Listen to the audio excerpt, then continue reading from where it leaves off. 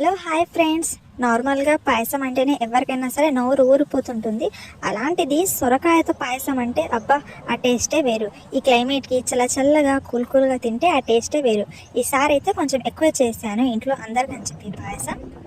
దీనికోసం ఒక పెద్ద సొరకాయ, నేనైతే ఇంట్లో వాడిన సగం సొరకాయ తీసుకున్నాను.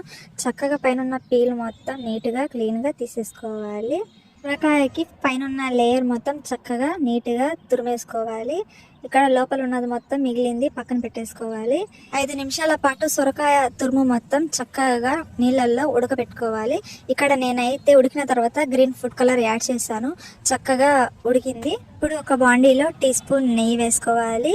కొన్ని జీడిపప్పు, కొన్ని ద్రాక్ష, కొన్ని బాదం, ఇవన్నీ చక్కగా నెయ్యిలో గోల్డెన్ కలర్ వచ్చే వరకు ఫ్రై చేసుకొని, గోల్డెన్ కలర్ వచ్చాక అన్ని ఒక బౌల్లో తీసుకోవాలి. ఇప్పుడు అదే బౌల్లో ఒక కప్పు చిక్కటి పాలు వేసుకున్నాను. పైన తేలుతుంది ఏమిటో అనుకోవద్దు, అది ఇందాక వేసుకున్న నెయ్యి. పాలు చక్కగా మరిగిన తర్వాత మనకి టేస్ట్కి తగినంత చక్కెర వేసుకోవాలి. ఇప్పుడు ఉడకబెట్టుకున్న సొరకాయ తురుము మొత్తం వేసి 5 నిమిషాల పాటు పాలల్లో చక్కగా మరగనివ్వాలి. 1 లేదా 2 యాలకుల చెత్త నలిపి వేసుకోవాలి. అలాగే మనం ఫ్రై చేసుకున్న డ్రై ఫ్రూట్స్ కూడా వేసి కలిపేసుకోవాలి. నేనైతే ఇక్కడ కొంచెం గ్రీన్ ఫుడ్ కలర్ యూజ్ చేశాను. పాయసం మొత్తం చక్కగా ఇలా చిక్కగా అయ్యే వరకు ఉడికించుకొని సర్వ్ చేసుకోవడమే. వేడివేడిగా అయినా సరే తినొచ్చు, లేదా చల్లగా అయినా సరే కూల్గా తినొచ్చు.